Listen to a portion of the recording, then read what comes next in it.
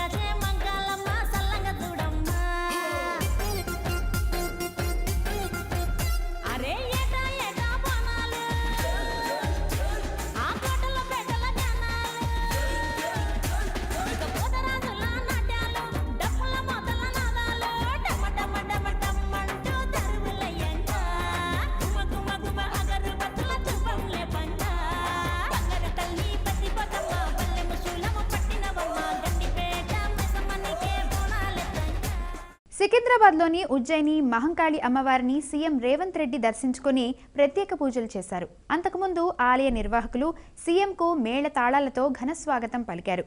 మంత్రులు పొన్నం ప్రభాకర్, సీతక్క, కొండా సురేఖ అమ్మవారిని దర్శించుకుని బోనం సమర్పించారు.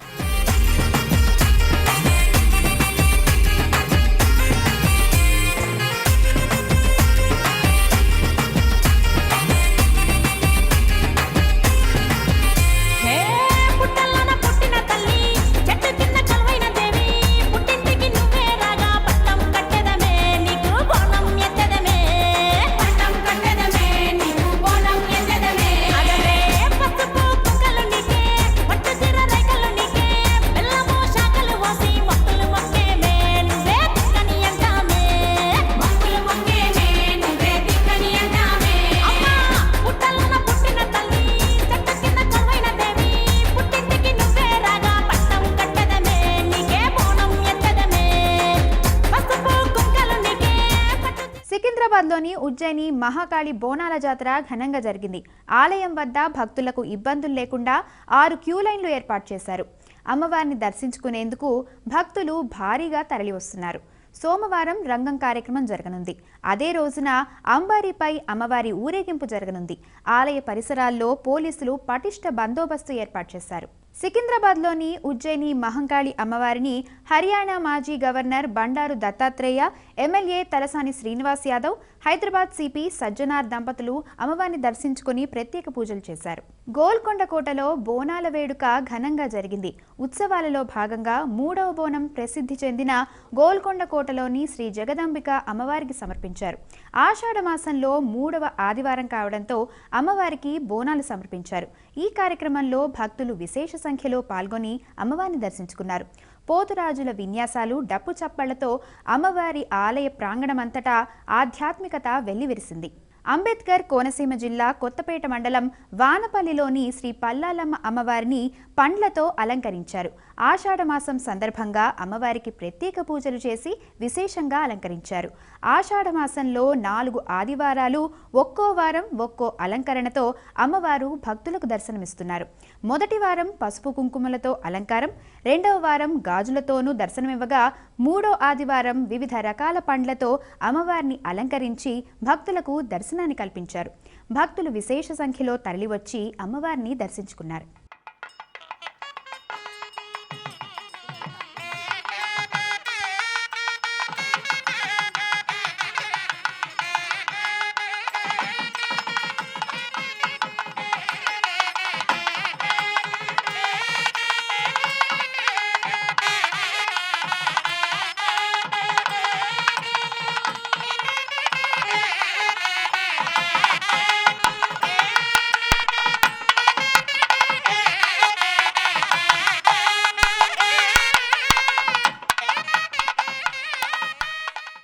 సికింద్రాబాద్ బోడుప్పల్ బంగారు మైసమ్మ ఆలయంలో శాకంబరి ఉత్సవం ఘనంగా జరిగింది. ఆషాఢమాసం ఆదివారాన్ని పురస్కరించుకొని జగన్మాతను వివిధ రకాల కూరగాయలు, ఆకుకూరలు, ధాన్యాలు, పండ్లతో అలంకరించారు. అమ్మవారికి ఆలయ అర్చకులు ప్రత్యేక పూజలు చేశారు. భక్తులు భారీగా తరలివచ్చి అమ్మవారిని దర్శించుకున్నారు. శాకంబరి రూపంలో కొలువైన అమ్మవారిని దర్శించి పూజిస్తే ప్రకృతి వైపరీత్యాలు తొలగి సమృద్ధిగా వర్షాలు కురిసి పాడి పంటలు పుష్కలంగా పండుతాయని, భూమాత సస్యశ్యామలంగా విరాజిల్లుతుందని, సమస్త జీవరాశులకు ఆహార లోటు ఉండదని భక్తుల ప్రగాఢ విశ్వాసం.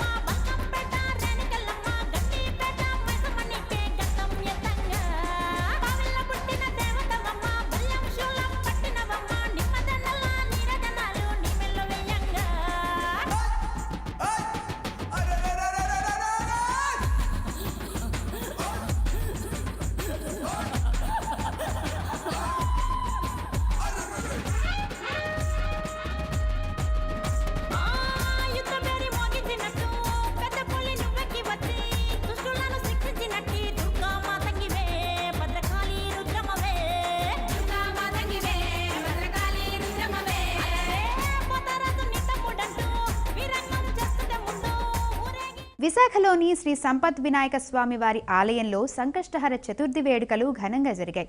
సంకటహర చతుర్థి సందర్భంగా వినాయక స్వామికి ప్రత్యేక పూజలు, అభిషేకాలు నిర్వహించారు. అనంతరం స్వామివారిని గరికతో అర్చించారు. ఈ రోజున వినాయకుడిని భక్తి శ్రద్ధలతో పూజిస్తే కోరిన కోరికలు నెరవేరుతాయని భక్తుల నమ్మకం. సంకష్టహర చతుర్థి సందర్భంగా విశాఖ చింతామణి ఆలయంలో విఘ్నేశ్వరునికి ప్రత్యేక పూజలు, అభిషేకాలు నిర్వహించారు. స్వామివారికి అర్చనలు, హారతులు సమర్పించారు. ఈ కార్యక్రమంలో భక్తులు పాల్గొని స్వామివారిని దర్శించుకున్నారు. వినాయకునికి పూజ చేయడం వల్ల ఈతి బాధలు తొలగిపోతాయని ఆలయ అర్చకులు తెలిపారు. ధర్మపురిలో సంకష్టహర చతుర్థి వేడుకలు ఘనంగా జరిగాయి. సంకటహర చతుర్థి పర్వదినాన్ని పురస్కరించుకొని శ్రీ లక్ష్మీ నరసింహస్వామి అనుబంధ గణనాథుని ఆలయంలో స్వామివారికి గణపతి ఉపనిషత్తులతో అభిషేకం, హారతి, మంత్రపుష్పం నిర్వహించారు. భక్తులు పెద్ద సంఖ్యలో తరలివచ్చి స్వామివారిని దర్శించుకున్నారు.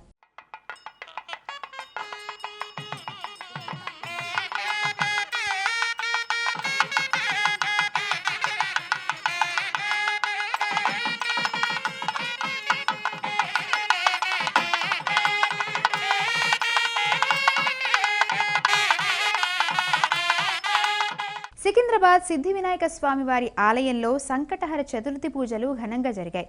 యాగశాల నందు వేద పండితుల మంత్రోచ్చారణల నడుమ ఆలయ వైదిక సిబ్బందిచే రుద్రహోమం, గణపతికి అభిషేకం, మూలమంత్ర హవనం శాస్త్రోక్తంగా నిర్వహించారు. ఈ కార్యక్రమంలో ఆలయ అధికారులు, అర్చకులు, భక్తులు పాల్గొన్నారు.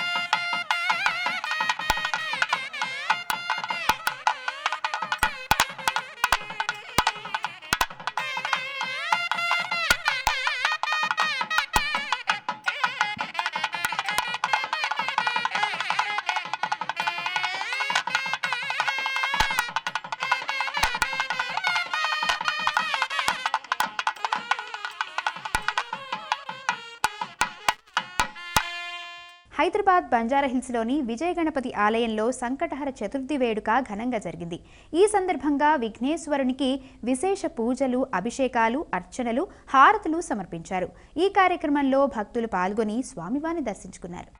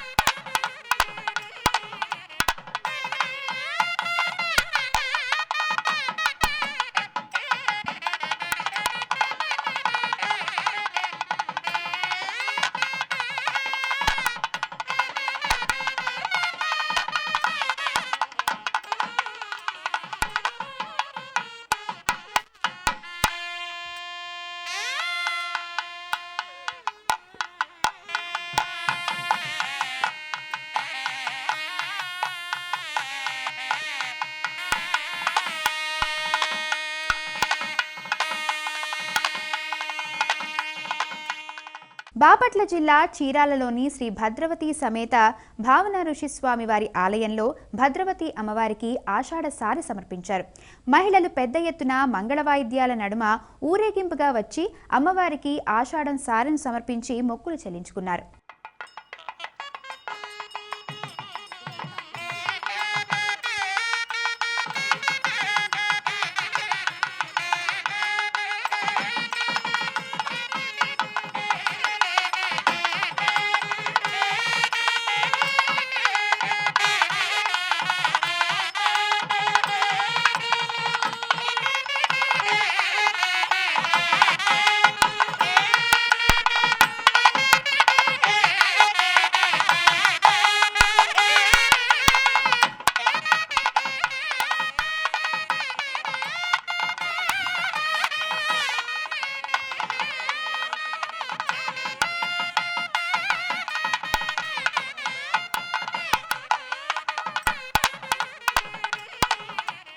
కలియుగ ప్రత్యక్ష దైవం శ్రీ వెంకటేశ్వర స్వామి దర్శనానికి జూలై నెలలో భక్తులు రికార్డు స్థాయిలో తరలివచ్చారు.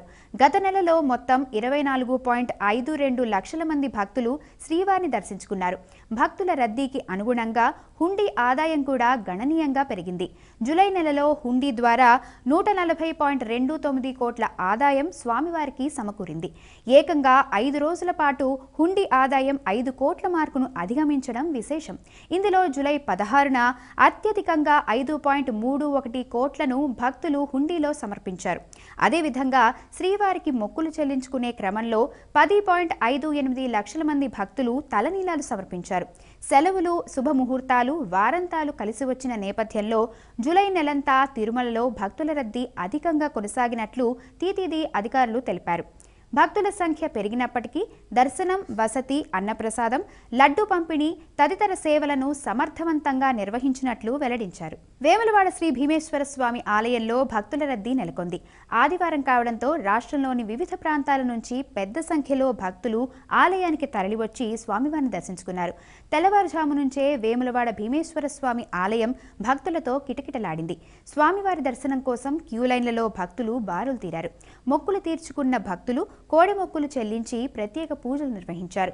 స్వామివారికి అభిషేకాలు, అన్నపూజలు నిర్వహించగా అమ్మవారికి భక్తులు భక్తి శ్రద్ధలతో కుంకుమ పూజలు చేశారు. నాగర్ కర్నూలు జిల్లా కల్వకుర్తిలో ఆధ్యాత్మిక శోభ వెల్లివిరిసింది.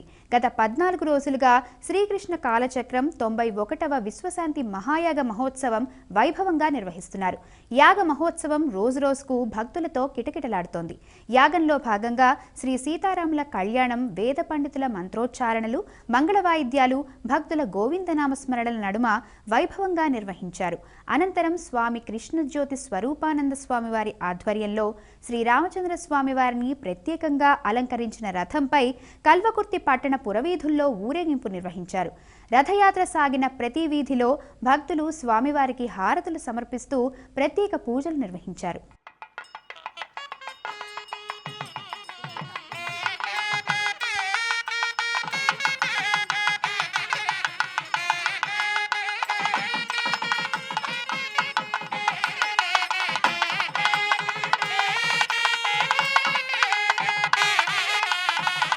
ఇవి ఈనాటి భక్తి విశేషాలు. తదుపరి ఆధ్యాత్మిక వార్తావాహిని భక్తి విశేషాల్లో మళ్ళీ కలుసుకుందాం. అంతవరకు సెలవు. నమస్కారం.